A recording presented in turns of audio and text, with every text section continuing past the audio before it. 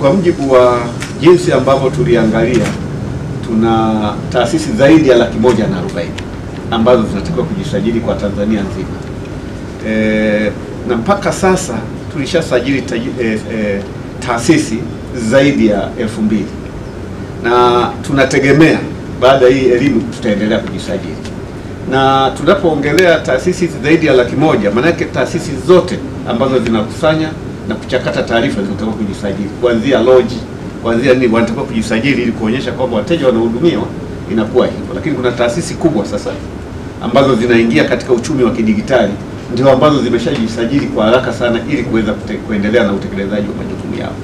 Na pengine ieleweke kwamba tulikuwa tumepewa mwisho wa kujisajili kwa tarehe 30 Disemba wa mwaka huu uliopita, na tumeongeza muda ili kuweza kupata nafasi ya kutoa elimu kwa zaidi kwa umma na kwa wakusanyaji na wachakataji, kuongeza speed ya kuweza kujisajili.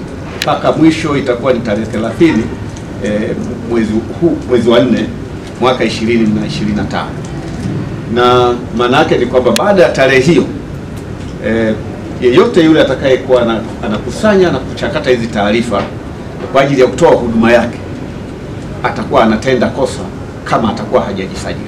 Kuhusu usajili ni kwamba sasa hivi taasisi hizi ambazo zinakusanya ama kuchakata taarifa za watu binafsi zinazopaswa kujisajili hazina haja ya kuja kufika katika ofisi physically, kwa sababu tuna uwezo wa kuprocess maombi ya usajili kuanzia mwanzo mpaka mwisho kupitia mifumo ya TEHAMA. Kwa hiyo natakiwa tuingie kwenye tovuti ya tume ambayo inapatikana kupitia www.pdpc, kwa maana ya P ya personal, D ya data na P ya protection, C ya commission, pdpc.go.tz. Kiingia pale kuna kidude kimeandikwa registration. Kwa hiyo huyo mtu anaenda kusajili, anakibonyeza kile kitufe. Kwa mujibu wa sheria anapaswa ateue afisa ulinzi wa taarifa binafsi au DPO. Pale kwenye sehemu ya registration ukiingia, kuna sampuli ya barua za kumteua DPO.